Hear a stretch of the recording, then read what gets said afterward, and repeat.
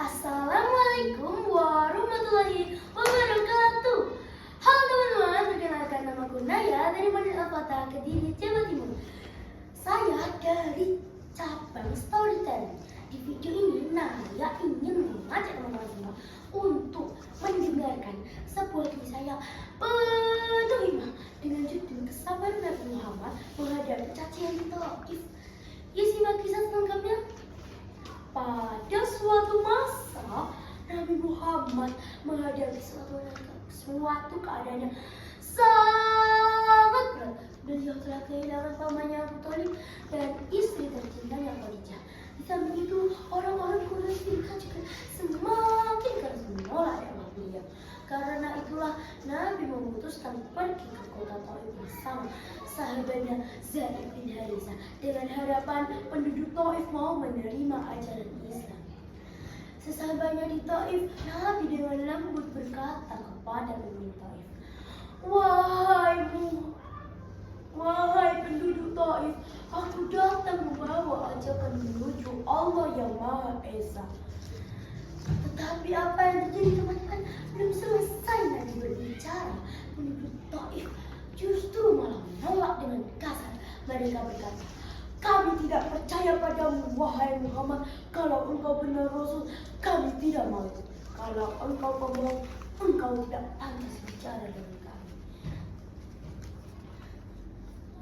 Selama 10 hari, Nabi mencoba menyampaikan dakwah kepada penduduk Taif. Namun mereka lebih keras menolak lagi ajakan Nabi.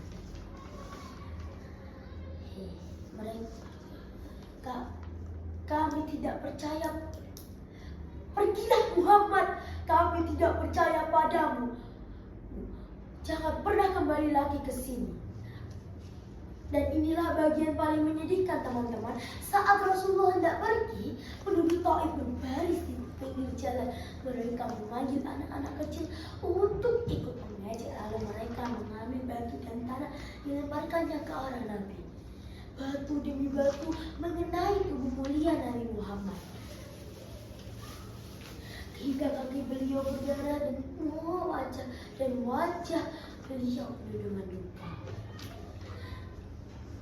Meski Nabi berlari, meski langkahnya terluyung karena sakit. Darah menetes di jalan yang beliau lewati. Bayangkan teman-teman betapa perihnya tubuh beliau. Tetapi hati beliau tetap sabar menghadapi itu semua. Akhirnya setelah berlari cukup jauh, Nabi dan Zaid sampai di sebuah kebun anggur. Lalu Nabi duduk dan lalu Nabi berdoa, Ya Allah, hanya kepadamu hamba mengadu, bukan karena hamba lemah, tetapi hanya Engkau tempat berlindungku. Selama Engkau tidak murka kepadaku, aku sanggup menanggung semua ini. Masya Allah teman-teman, di saat sangat sakit pun Nabi kita mendoakan kebaikan.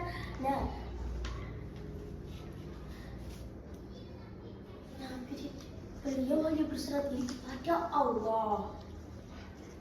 Melihat keadaan itu, malaikat Jibril datang bersama malaikat penjaga gunung. Malaikat penjaga gunung berkata, Wahai Muhammad, sesungguhnya Allah telah melihat apa yang mereka lakukan. Kalau engkau mau, aku akan menimpakan gunung ini untuk menghancurkan penduduk Taif. Namun Nabi menjawab, jangan lakukan itu wahai malaikat. Aku berharap dari keturunan mereka akan lahir orang-orang yang beriman. Subhanallah teman-teman, di saat sangat sakit pun Nabi tetap mendoakan kebaikan. Beliau tidak mau menyalahkan siapapun. Dari kisah yang telah Naya sampaikan, Naya ingin mengajak teman-teman semua untuk mengambil pelajaran. Kalau kita dihina, diejek atau diremehkan, jangan cepat marah. Ingatlah Nabi kita yang sangat sabar. Bahkan ketika tubuh beliau berdarah, beliau masih tetap mendoakan kebaikan. Sekian cerita dari Naya hari ini. Terima kasih sudah mau mendengarkan. Wassalamualaikum warahmatullahi wabarakatuh.